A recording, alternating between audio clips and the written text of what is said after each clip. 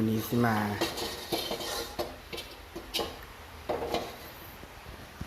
ครัวกินตอนข้าวเสาแต่ว่ากินตอนซวย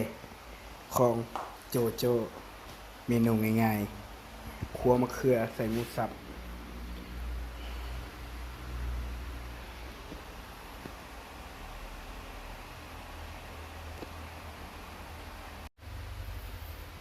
ค้างน้ำมันฮอนแล้วก็เอาเทียมเดี๋ยว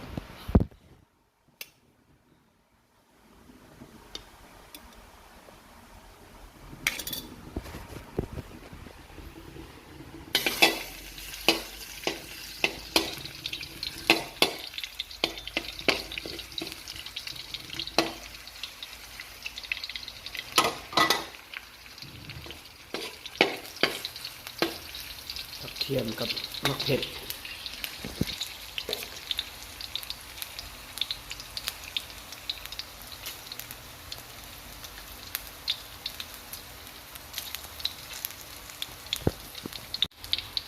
จะเอามะเขือลงแล้วก็เอาหมูสับเขาลงไปเลยเดี๋ยวมะเขือมันขึ้นมาโอ้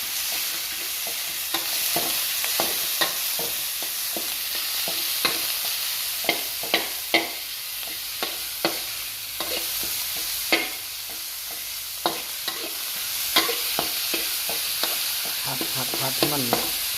ได้ที่ปรุงรสเป็นนัวเล็กน้อยแล้วก็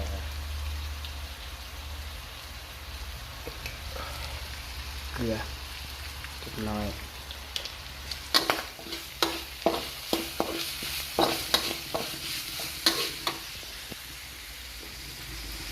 ซีอิ๊วซอสปรุงรสเล็กน้อยน้ำปลาตามความมักของไฟของมันเลยเล่นไฟก่อนเลย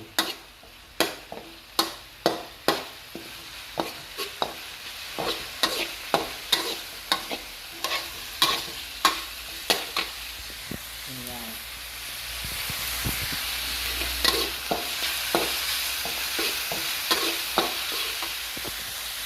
แล้วก็มะเขือพระเอกของงาน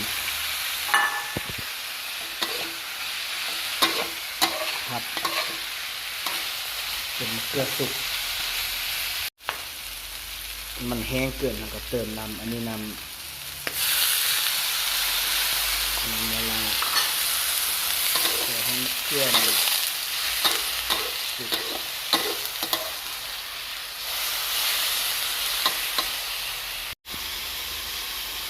ใบกะเพราหน่อยหนึ่งไว้มันหอมตัดต่ออีกหน่อยหนึ่งแบบด่างแบบ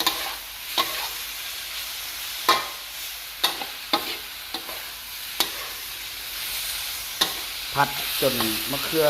สุกตามความพอใจของใครของมัน